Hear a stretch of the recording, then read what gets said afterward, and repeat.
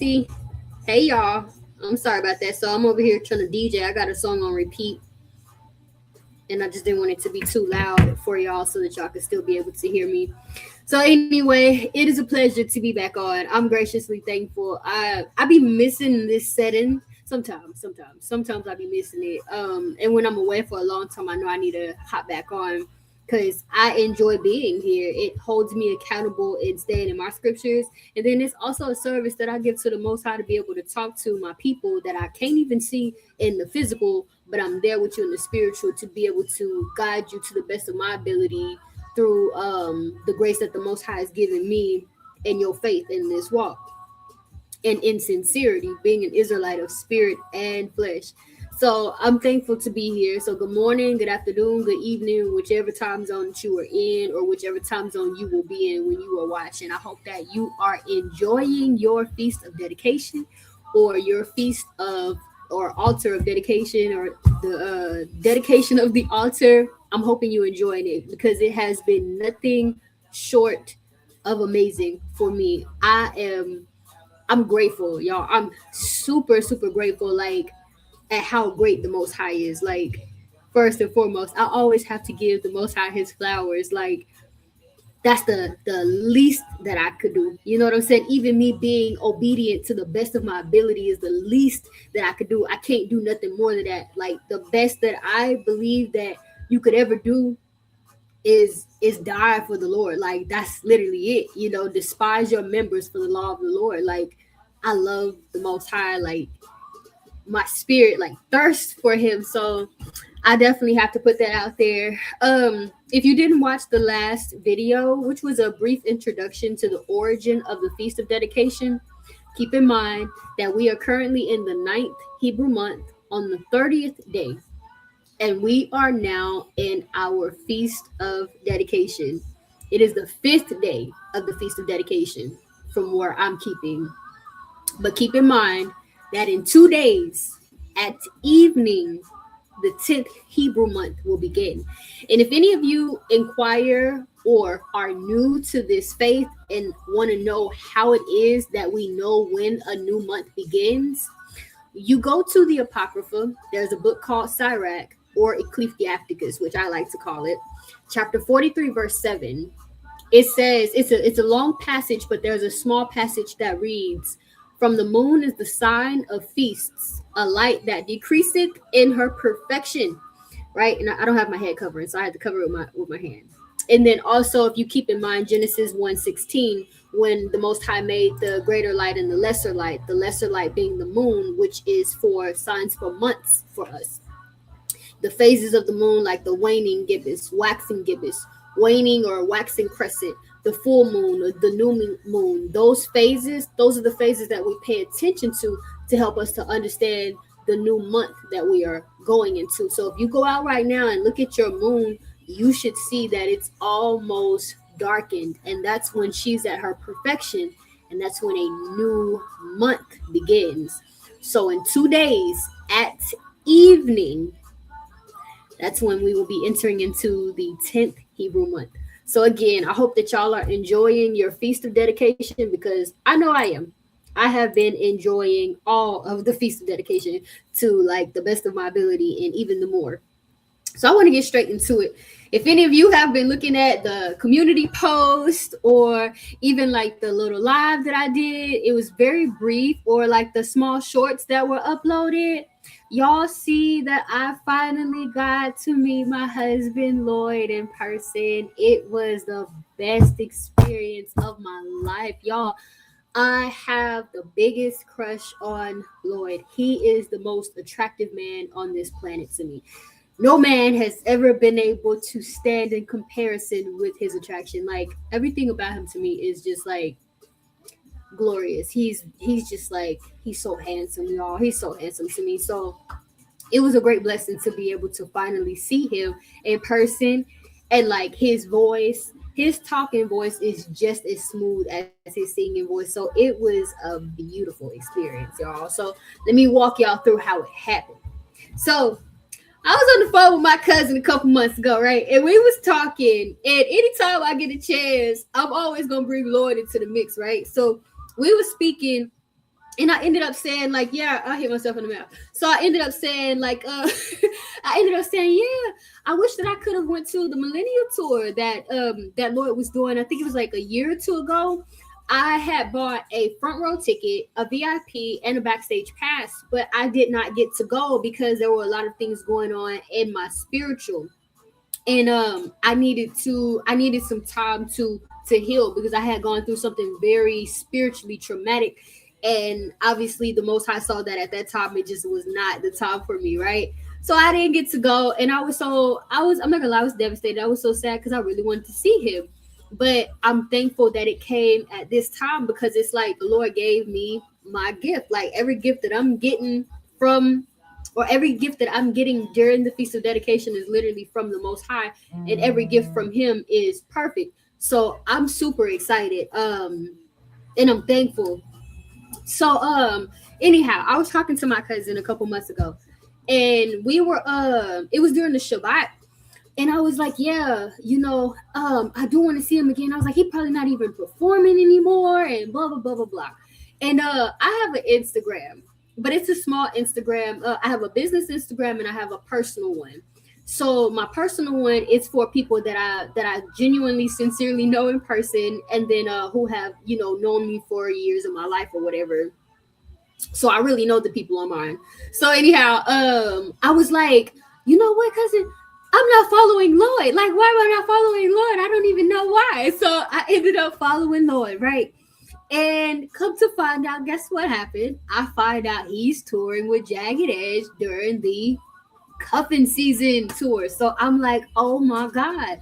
So I'm like, okay, I'm gonna buy a ticket. So when the Shabbat ended at that evening, I bought my ticket. And I didn't get a front row ticket because it was a lot of people in the front row and I didn't want to be squished in between nobody. So I ended up getting a third row aisle seat.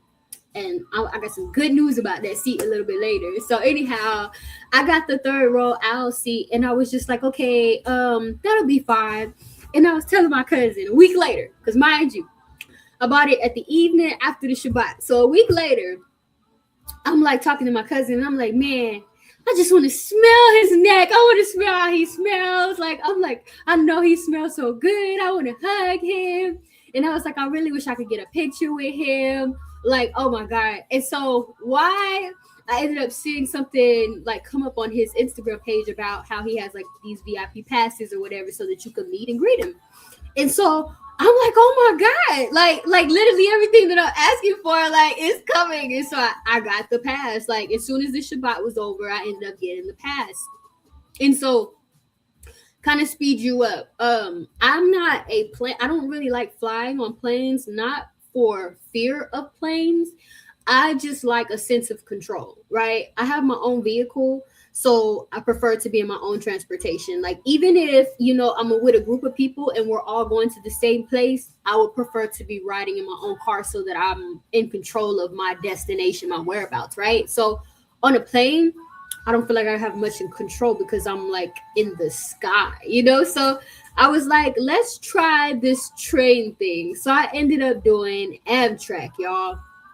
And so if I would have drove, the concert would have been like 7 hours away from where I stay. If I would have flown, it would have been an hour and 30 minutes. But because I was on the train, it was 11 hours. So I'm like, let me see what kind of rooms or, seats they have. They have private rooms and roomettes. I wanted a roomette, a private room. But the thing is, they were only going to give me that room for the last 5 hours of the trip. So it didn't make no sense to me to spend X amount of dollars on it if you're only going to give me the room for 5 hours, at the end of the trip. I want it for the whole time. So I was like, forget it. I'll just do the business elite class, right? Which is, it was nice. It was spacious. And I could stretch out and things like that. And then I had a single seat, so I wasn't sitting by nobody either. So it was fine. And so, I get on the train, kind of speed you up. So on Friday morning, which was the 12th, I booked my Lyft, so I scheduled it so I'm not buying anything during the Shabbat. I cooked all of my food and things because you can bring food and drinks on the train. And so I had all of the food that I would need during my time there and then also on the train. So the 13th that morning, I get up, put my clothes on and things like that. And I'm walking out to meet this driver. Oh my gosh, y'all. This girl, she like you could see her on the GPS. This it just like it frustrated me so bad, y'all, because I'm like, I scheduled this for the purpose of making sure I'm not buying anything on the Shabbat, and then also to make sure I'm on time. So this girl, she come, but she didn't come to the right place. So I'm out there. It's freezing, mind you. It's freezing where I'm located. So it was super duper cold, and my hands were starting to turn red because it was getting cold. So I had to put them on my neck, and I could like she was nowhere to be found. So literally, my train is about to take off in 15 minutes, and I'm still at home standing outside. I'm like, at that point, I'm crying. Me, I'm a crier. When stuff starts like you know what I'm saying, I start like tear. I try to hold it in, but eventually it's like, yeah, this woman will start crying. Eventually I'll start crying. So I called this woman that has been looking out for me dearly, like since I've moved out here. She has been a very great person to me, and I'm very thankful that she's in my life. Even it's so crazy how she's a part of my life, and it would be strange to like even describe how we met, but she's been very great, like she's very loyal and very reliable, and I'm thankful for that through the Most High. So I called her, and I'm just crying. And she was like, send me your address. Yo, she got there so fast, bonnet on, she didn't brush her teeth, she didn't care. She hopped in the car, made sure I got there. And she was driving safe, but playing Tupac. And so I'm on the phone, like trying to call the Amtrak, like, dang, did I miss the train? Yo, and I was like, you know what? I hung up the phone, and I'm like, you know what?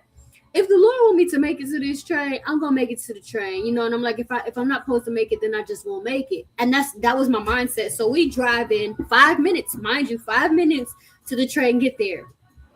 And so I'm like, you know what? I was like, I'm not gonna even trip. And she was like, yeah, I like to look at it like that too. Like, if the Lord is protecting you from something, or if it's something you're supposed to learn. I was like, even if you just supposed to get near, patience, that's good. You know what I'm saying? It inclines me in the spirit, and it helps me to incline in the spirit. And so we chilling at that point, 5 minutes before the train take off. So we still driving. We finally pull up. Yo, the train pulling up at the same time that we pulling up. Oh my God. So I'm getting my suitcases, and me, I'm like let me describe. I'm big on appearance, super super big on appearance. So like, if let's just say I buy a new shoe and it gets scratched, I don't want it anymore. Like, I'm very big on appearance. I don't want something that looks like worn down, or like, I like pristine upkeep. I like mint condition. I like that. So I got all this luggage. It's all cute. It's leopard print. I got a 28 inch, 24, and then I have one that's like a 20 inch or something like that. And then I got this big old Calvin Klein coat on. Oh my God, y'all. So we trying to get it. She's little like me, so she's small like me, but she's shorter than me. I'm tall and slim. So we trying to get this big old suitcase out the car. And like the conductor, he's just sitting there waiting for me because he can see me getting there. And like, I was just like, it was like a movie scene. I was like, girl, thank you so much. And she was like, no, you good. And she drove off. And so I'm like getting on the train. Ain't nobody in business class yet except like one person, right? So they at the front, and I think it was an old person, if I'm not mistaken. And so I find the seat super comfortable, and I just chilled, right? And kind of speeded up. We get there. Well, I get there. I'm sorry, I get there. And so everybody checking on me, like, have you made it there yet? And because this is my first time on the train. I've never traveled this long before, and it was super long. So I'm like, no, I'm not there yet. But when I get there, I get there.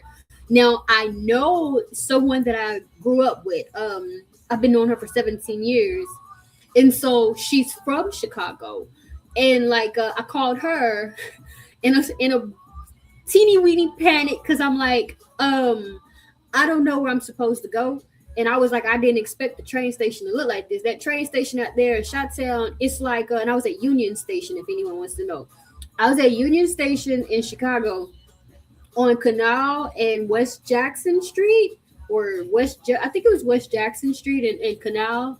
And it's super busy. Like, I didn't expect it to be like that. I don't know why. I expected it to be like you get off the train and then like you go to the street and meet wherever you need to meet.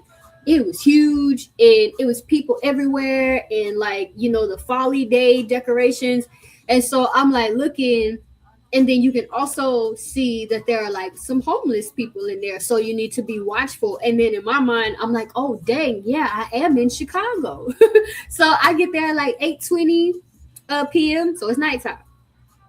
When I tell you it's freezing in Chicago, that cold out there is like a whole nother cold. Like the wind will take your voice from you, like Ursula did Ariel on the Little Mermaid. It was super cold, but I was prepared. And so like I call Miss Shields. I'm like, Miss Shields, I don't know where I'm going. And so she was like, well, just call me on FaceTime. I was like, I ain't got no iPhone. And so I called her on the Instagram video chat. And so she's, telling me where to go. And so I'm like, okay. And I go outside and I'm like, oh, okay, so I know where to go. So I'm like, let me call you back because I couldn't feel my hands. It's cold out there. So I had to put my phone back up. And then I'm like, oh God, what street am I on? And so me, mind you, I'm from Texas, you know what I'm saying? Southern hospitality, but I'm forgetting that I'm in Chicago. So like, I'm trying to stop people like, hi, excuse me. Can you tell me what street I'm on? And like, they're looking at me like this girl is not from this state.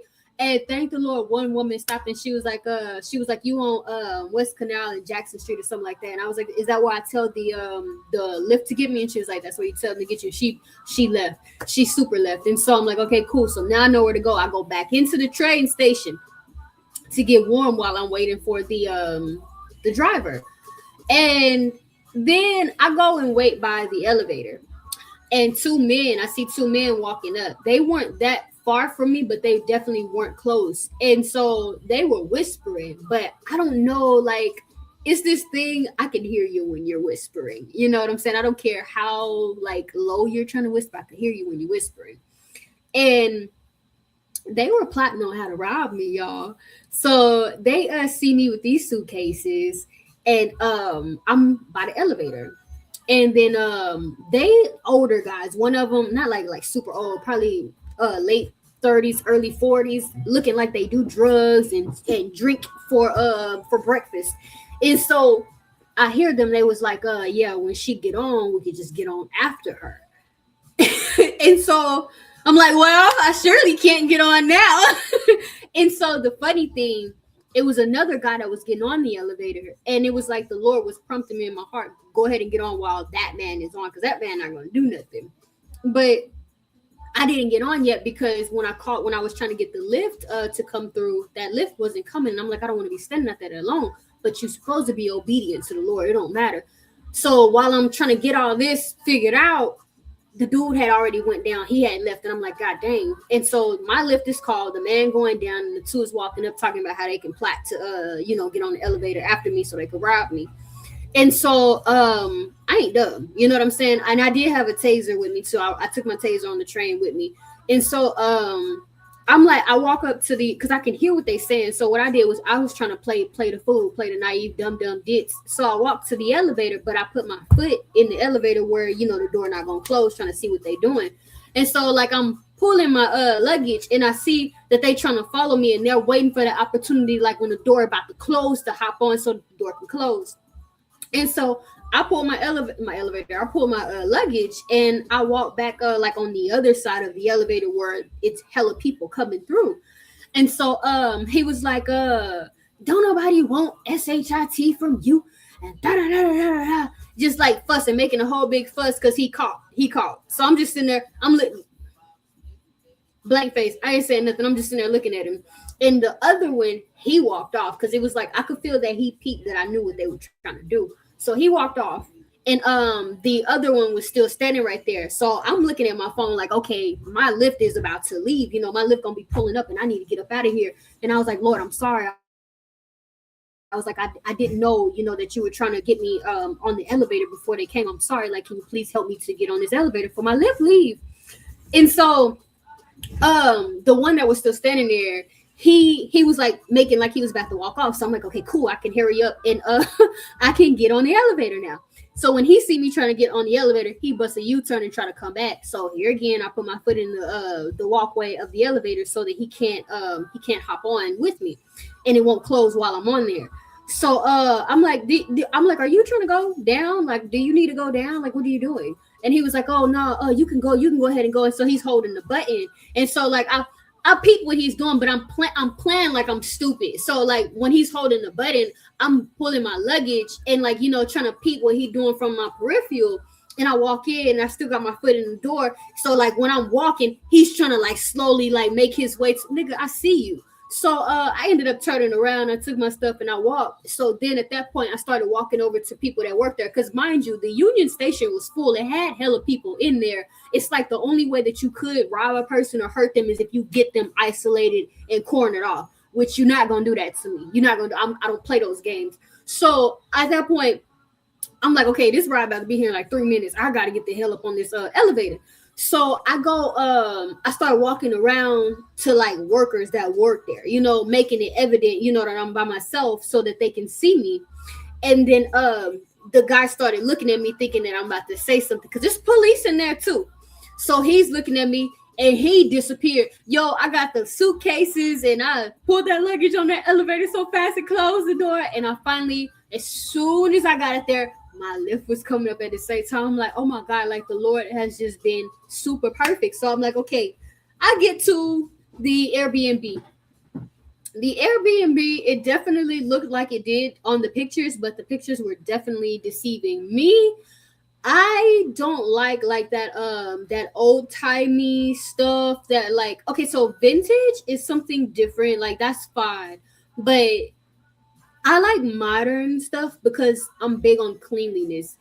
So when I say that the pictures look like the pictures, like the Airbnb looked like the pictures, but those pictures were very deceiving because had I known that it was like that, like in real life, I would have never stayed there. But it wasn't any pest or anything. It was just I was really touchy about not touching stuff. So I'm like, ew, and but I packed my own blankets and sheets and pillows. So that's why I had so many suitcases. So one had like my makeup and clothes and things like that, and then one had my pillow, blankets and sheets because I don't sleep on public stuff. That's nasty. And then the other one had my food. So speed up to the day of the show. So I get to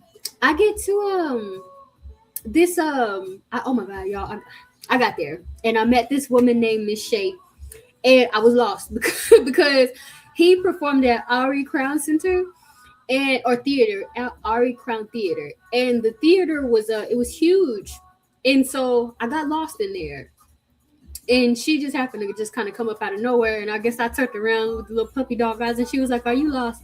And I was like, "Yeah, are you going to the concert?" And she was like, "Yeah, I'm going." She was like, where are you going to? You got a VIP? You seeing Lloyd?" I was like, "Yes, I'm trying to see Lloyd. I'm trying to see my husband." And she started laughing. She was like, "Come on, I got you." So we ended up finding where we were supposed to go, which was not that far off. And then we met another woman named Miss Lena. She was so sweet. So we in there plotting on how we can get this from Lloyd or do this with Lloyd. And so they were like, we ended up like doing videos of each other like when we were walking up to meet him so that, we could see the whole thing because unfortunately he couldn't stay like and talk as long as he normally does like when he's meeting with the people. It was like literally like brief, but I got my moment for sure, for sure. And his manager came out too, who was super cool. He was super tall too, super tall, but they was both like laid back, like down to earth, like sincere people. Like they're like people, you know what I'm saying? It's not like the uppityness and all that. So that was cool. But I walked up to Lloyd, y'all. The first thing I had to do was give my husband a hug, y'all. I gave him a hug, and oh my God, like his voice, it's like cashmere. It's like a 3,000 thread count sheet set that you could just roll around in. Oh my God, his voice is so beautiful. And like he saw me because I had a really pretty outfit on. So he was like, you look really warm. And he was like, wow, you're beautiful. Yo, that changed my life forever. And then he was like, he asked for my name and he was like, you're amazing. And then I was like, oh my God. And so he gave me another hug.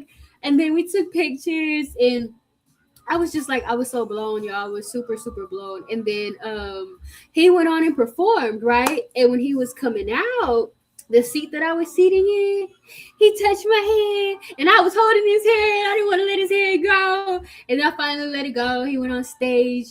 And then I was having intrusive thoughts because where I was sitting, I could have like just climbed on the stage and like ran up to him, right? And I was like, man, I could just do that. I could just do it. Just do it. You only live once. Just do it. But I'm clumsy as heck. So I'm like, child, I've been done tried to hop up on the stage and been done tripped and failed trying to get to the man. And they go, so I'm gonna trip and fall, then they go kick me out, so I'm gonna lose twice. So I was like, yeah, no, I'm not gonna do that. So unfortunately I didn't let those intrusive thoughts win. And so I got to he performed for a very long time, so I got to see him perform. He didn't sing with any auto tune, wasn't no lip syncing. It was Lloyd, like it was his voice, the very voice that I fell in love with when I first heard it singing. Oh my god! And then he plays the guitar, which you should know. It was just so dreamy, y'all. Oh my god! And so he sung for almost an hour. It was like 42 minutes, and I recorded his whole set. And when he left, I left too. I didn't even want to see no Eric Bellinger. Like he nasty. He was like, I was like, ooh, like he just like little freaky. Like he was nasty, and I was like, ooh, like, and them girls were going wild. And one of them, she almost dang near jumped on the stage and was touching her. He was like air humping, and I was like, I was so uncomfortable. I was like, please get him off stage, and then he find it now. I will give it that he can sing. I will give him that. I've never heard of him to that day, but he could definitely sing. I will give him that. But he was some freaky stuff he was saying. So I was like, ooh, yeah, let me hear me get off this, come on, next. And so Lloyd finally came on after him. And then when Lloyd was done, I left. I didn't want to see Jagged Edge because I don't really listen to Jagged Edge like that. So I didn't see the point. So next day, it's time for me to go. I leave in the morning. My train take off at what 9:50. So I got up an hour early so I could get there on time. And I'm in this lift, and I look at the picture of the person that was picking me up, and it was a black woman. So I'm like, it's gonna be a problem. I already know it's gonna be a problem. Like I was like, I know it's gonna be a problem, but I'm like, I'm not gonna miss this train. She texting and driving on two phones, y'all. And like she in a group chat on one and trying to catch a call on the other one. Oh, let me call you back so she can put the one with the GPS up. And I'm just sitting in the back and I'm looking at the time. It's like 8:23. No, 9:23. And I'm just like, oh my god, like am I? It didn't even dawn on me that I was gonna miss the train or anything like that. I'm just like, I'm gonna get there, but I'm gonna be there in the nick of at the nick. And so I'm like, I just gotta get there. And this she missing the stops, like the light is green, she too busy texting. So I'm like, excuse me ma'am, the light is green. I'm trying to keep my composure. Oh my god, like I was getting so pissed off though, y'all. I was getting super pissed. And then like I look at the time at 9:25 now, and I'm like, oh my god, like the time is it's like starting to move. So we pulling up to the train station, and I'm telling her, hey, look, I could get out right here because it's the West Canal, Jackson Street, the same place that I got there with. So I'm like, I can get out right here. And she was like, are you sure? Like, because all of these cars, I was like, I can get out right there because that's how I can. Well, I'm gonna just take you around the other way, girl. I look at the clock. It's 9:41. I said, oh my god. I said, I could have got out back there. I was like, I am going to miss my train, y'all. She take me all the way around, and I feel like it was so dang intentional. And I was like, you know what, I'm not gonna even get mad. I'm like, I know if I'm supposed to make it, I'll make it. So I'm trying to get there. It's cold, so I can't run because my throat gonna start burning. And then she take me to the side where you not even on flat ground or can get to an elevator. It's stairs. It's 3 cases of stairs, and I got this 28, 24, 20-inch freaking luggage. So I'm trying to carry it all at one time, and I'm just like, oh my god. And I finally get to the door where you supposed to start boarding. And he was like, yeah, what number train are you looking for? And I was like, 319. He's like, oh, they're gone. Oh my god, y'all. When I tell you, I immediately started crying. I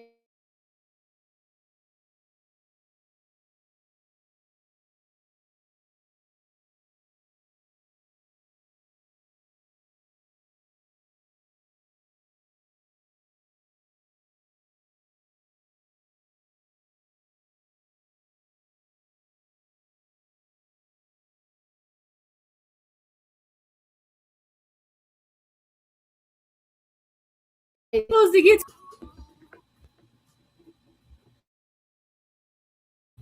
I don't know what the heck is going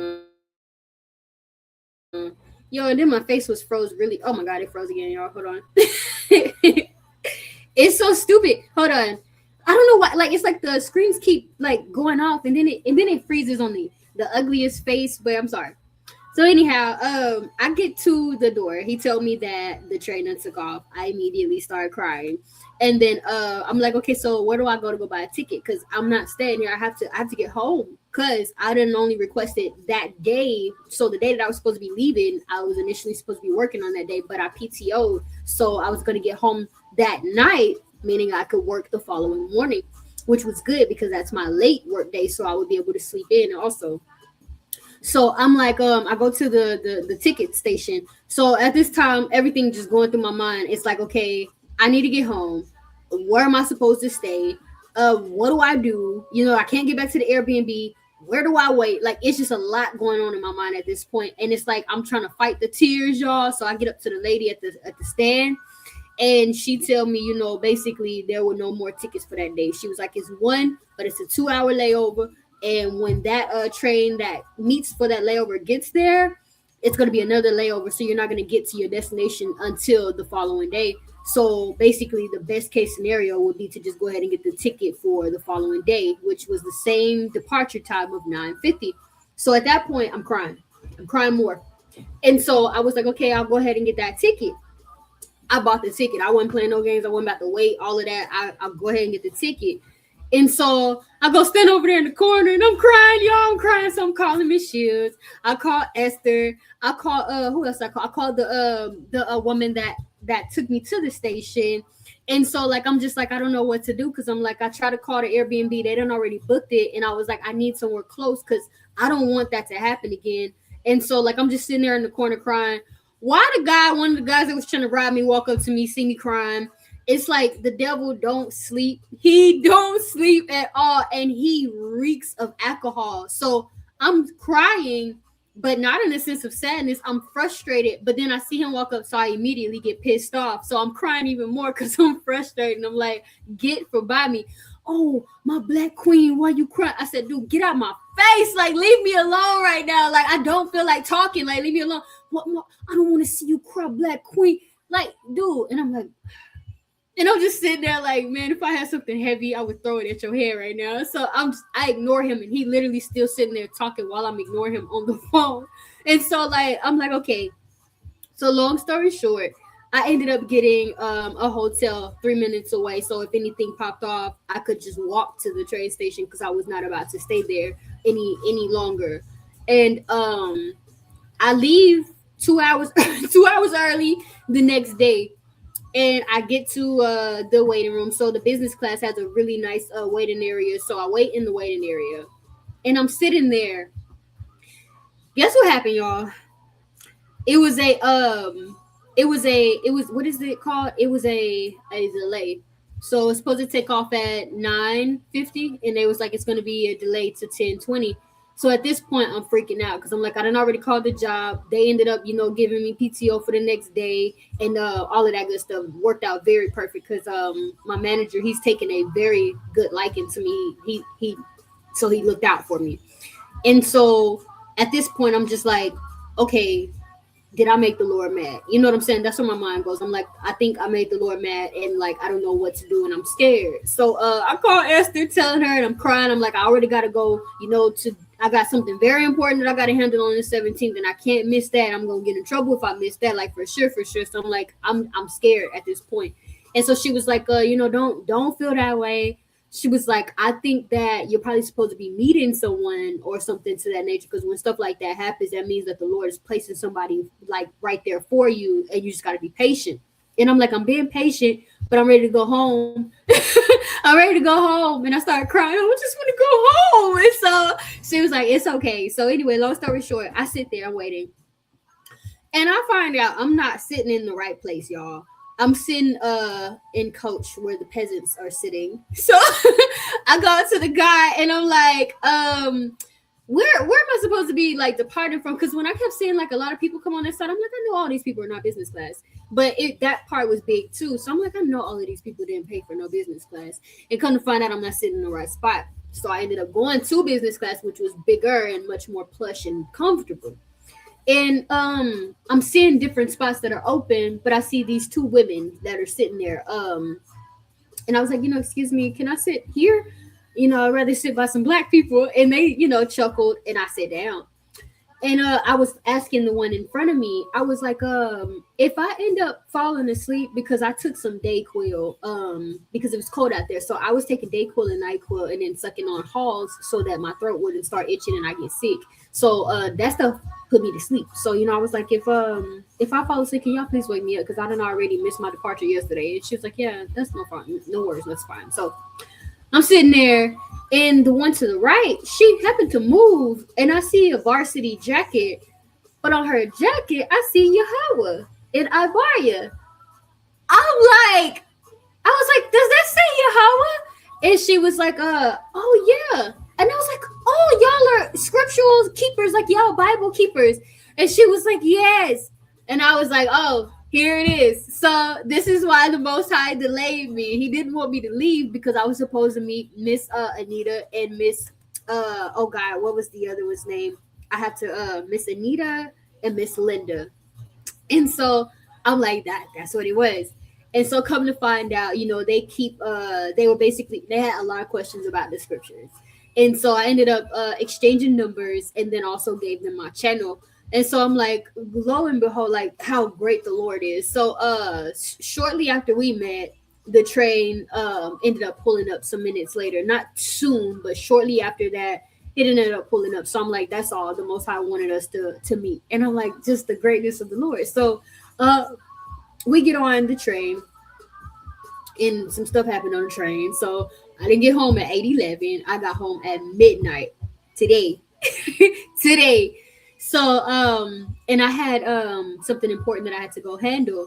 And had I not handled it, I would have gotten into a lot of trouble because someone lied on me. Basically, he was encouraged by a group that he's a part of, which is in the Israelite community. I'll tell you that he's a part of a group of the Israelite community that encouraged him to get law enforcement involved. And he's a liar and a manipulative person, but they know who he is because some of them talk about him, but he's not aware.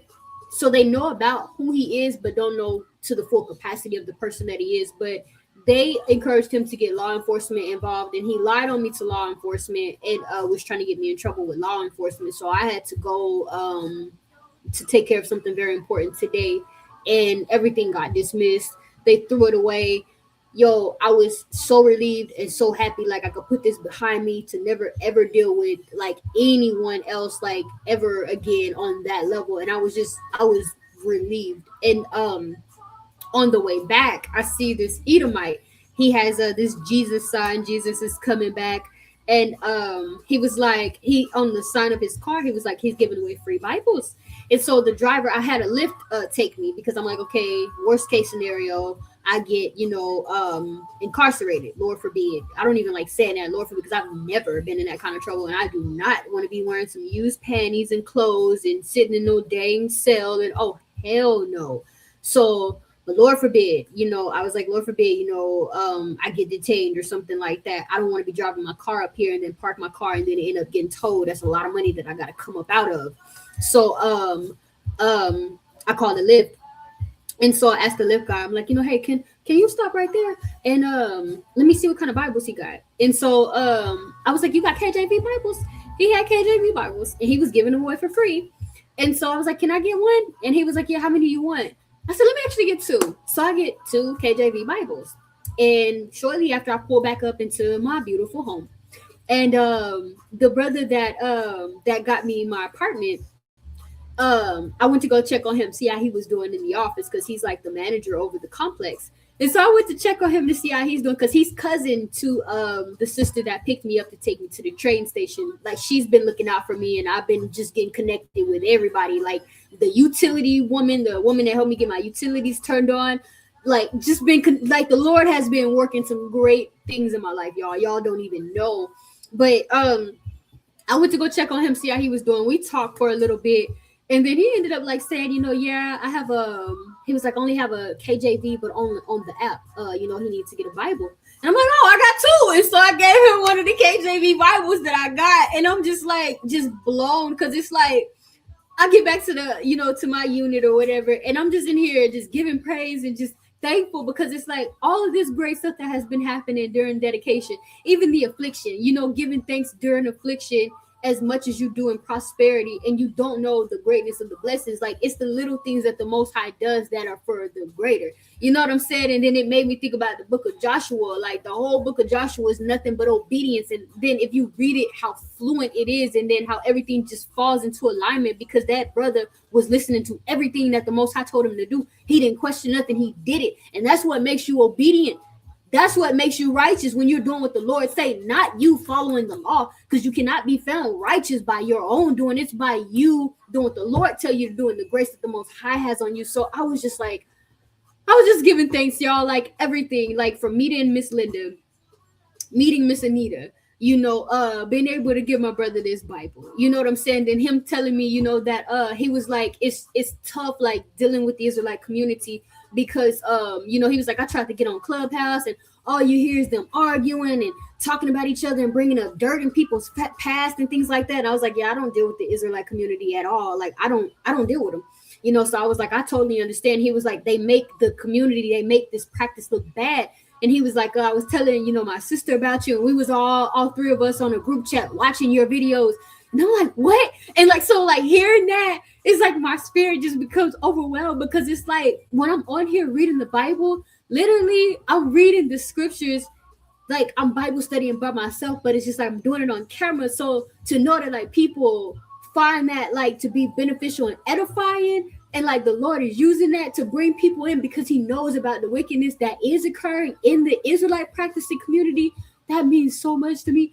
And I was just like, I was super happy. Like, even with Miss Anita, they were like, it's complex dealing with camps. Are you with any camps? I was like, no, ma'am, I don't deal with camps. I was like, I'm a woman of faith. I follow the scriptures to the best of my ability, but I don't do camps. I was like, she was like, who do you congregate with? I said, I have a cousin, and when they're doing things and it calls for us to be together, I was like, they put it on video chat, or they send me videos and pictures, and we are all together. And I was like, that's all I could ever ask for. And y'all, I don't have any more to share right now. I'm about to get done jamming my husband, because now I'm imagining him singing these songs to me. But I love y'all, and it was great. Y'all have a great rest of your Feast of Dedication, and make sure that you're keeping it with happiness and graciousness to the Lord. Shalom. Oh,